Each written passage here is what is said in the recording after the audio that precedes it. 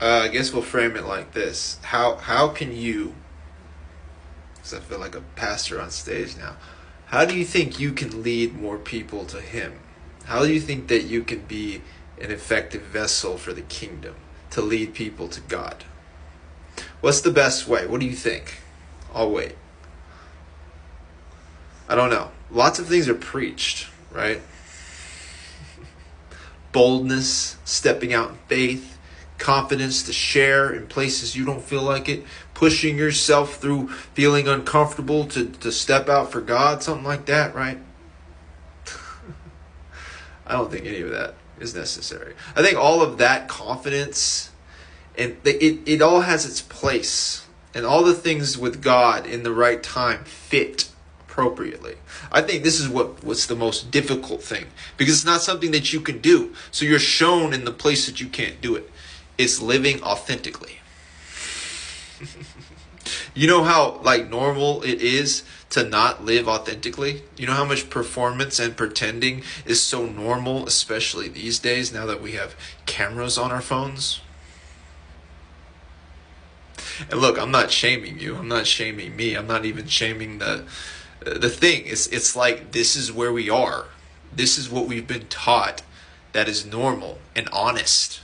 And I don't think that you're going to be able to, you see, like if you're the one who can't see, you can't make yourself see. And so if you can't see, you're somehow living dishonestly. And I think that's where you are kind of desperate and in need. Now, have you come to know, have you been convicted of this? That then has you in a humble position where you hit your knees in need for grace to open your eyes. Because that to me will be the dynamic in your relationship with the Holy Spirit. The dynamic in your relationship with God. You will be the child and He will be the father. But we are taught to father ourselves. But we are taught that we are orphans and we are separated by God. And how can you live very honestly if you don't know your own blueprint, right? But the blueprint of ourselves seems to have been hidden from us. And so we can't help but live dishonestly. So what can you really do about it? You can honestly say, I'm probably dishonest in some way. Like I find that the thing with God is it is a relationship, right? And so whatever is honestly coming out of you right now is probably the best thing. I think that we feel like what comes out of us, because we're taught in a dishonest kind of way to keep everything in. And so when something comes out, we're like, oh, that was a moment of weakness. I need to make sure that doesn't happen again. I can't feel that again. And I think that's actually where we've been deceived. And in that dishonest place, what comes out of us, we then, because it comes out of us, right? We're able to have this opportunity to be shown a different perspective of whatever it is. Whatever that ugly part of you is, the ugly parts of people that they don't like, that they try to cover up with pretty things. That's how we've lived dishonestly, right? It's the covering of the things that we have been deceived to be ashamed of. That to me is where you were dishonest with yourself. That is where I've been dishonest with myself. But we need the Holy Spirit, right? Because it's just like, you are where you are. That's what I really believe. Like, and in that place, like you will receive what you're able to receive based on where you are. Okay? God approaches me different today than He approached me, I don't know, 7 years ago or something. Like, it's different now, right? I wasn't ready to be with God in this way that I am now. It took a lot of layers being pulled back. It took a lot of the Holy Spirit revealing how I've been deceived. How I've been conformed by the world to believe that I'm an orphan, right? How I have felt separated and displeasing to God. And I think a lot of like what the beginning, like the stepping stones or whatever, are just like the most honest thing that you can do is whenever it is time, because you will find that it is time, you will hit your knees. It seems to be like suffering and pain that will bring out the most authentic version of you, the honesty in you, right? What will come out of you, like what has come out of me in these difficult times, these dark nights of the soul, is God in some form or another, you have forsaken me. For real. That's what it is. And that's been the most honest thing.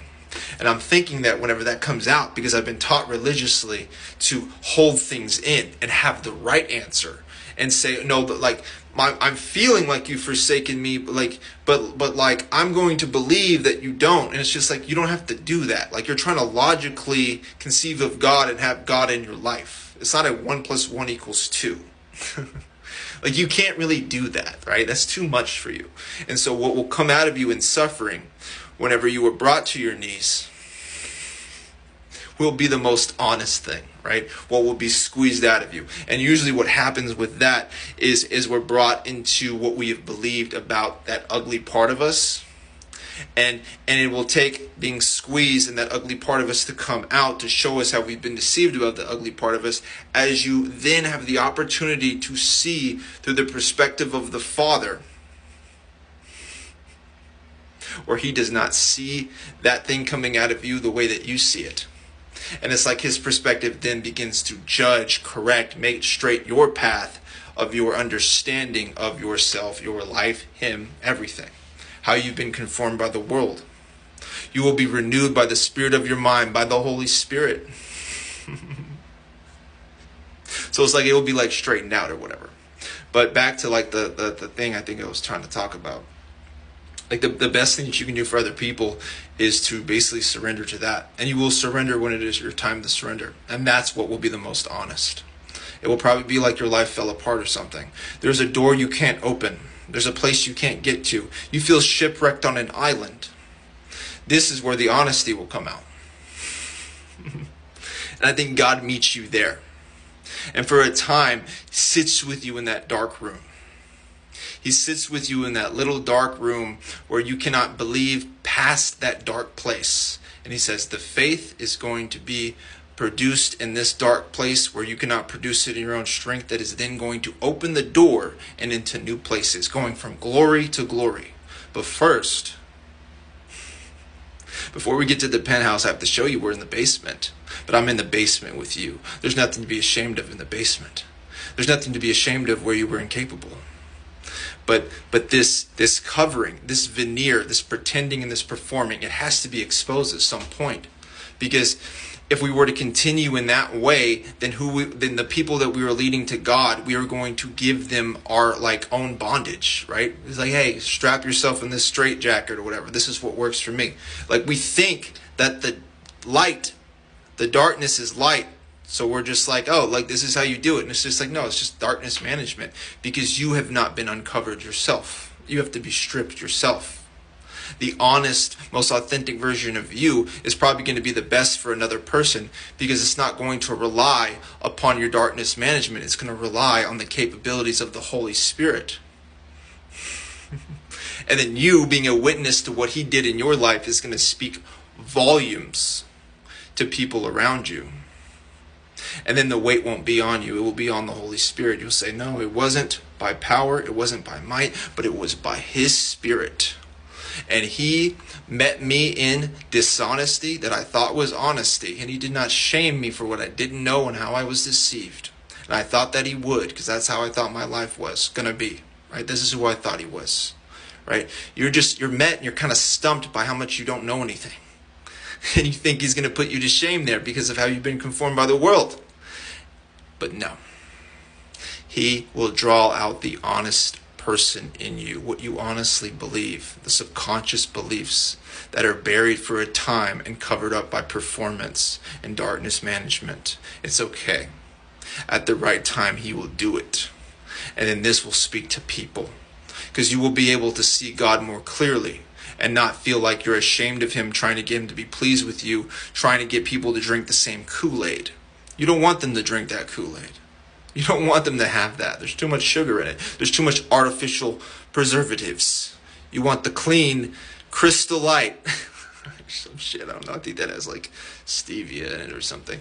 You probably don't want that either. But you know what I'm saying? Like, the most honest version of you is going to be the best thing for another person, right? And so, but we try to focus on and this is like a way that we cover ourselves, trying to get people to come to church, as a way of trying to not be honest with ourselves, because we feel like if we're going to be honest, we're going to be put to shame because of what we believed in the dark. And so we're just putting it all into performance and putting it all into like works or whatever. And it's like, it's not really going to help much people though.